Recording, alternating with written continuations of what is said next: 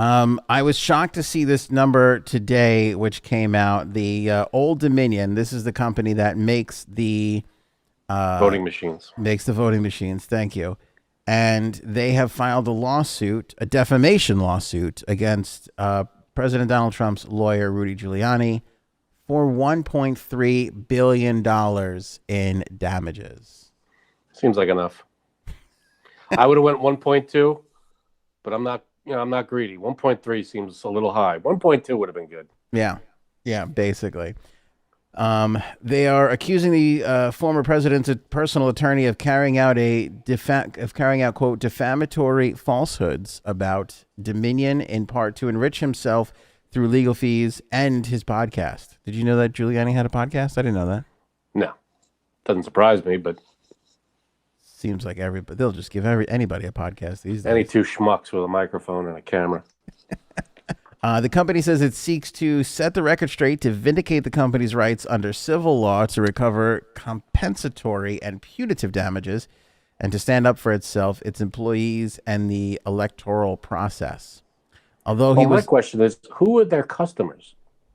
Countries? The United States government. Yeah, governments. Sure. I mean, is there a competing voting machine company out there that I'm sure that makes these gigantic national voting machine things that they missed out on this one this year, and they're going to start advertising? And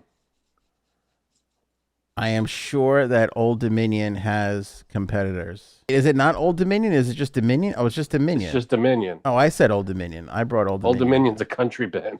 Let me apologize to the Old Dominion's a shipping, moving company, isn't it? You're a shipping company. Dominion is the,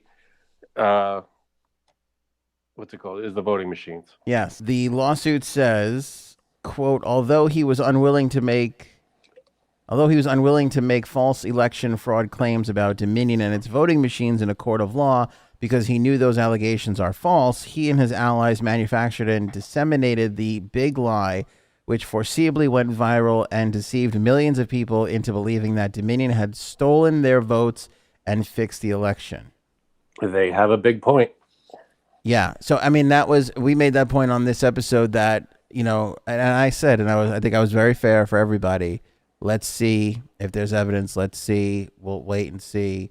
And then the evidence never came. And then the nail in the coffin was when Giuliani appeared in court one day and they were like, where's the evidence? And that was his chance to offer it. And he did not offer it. Big goose egg.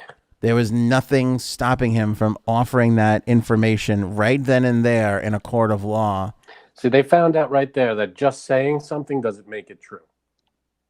That you have to have proof. Right. And they have nothing. That's a story That's a story that not a lot of people, I feel like it was out there a little bit, but not a lot of people heard, or maybe they were just like, oh, that's false or whatever.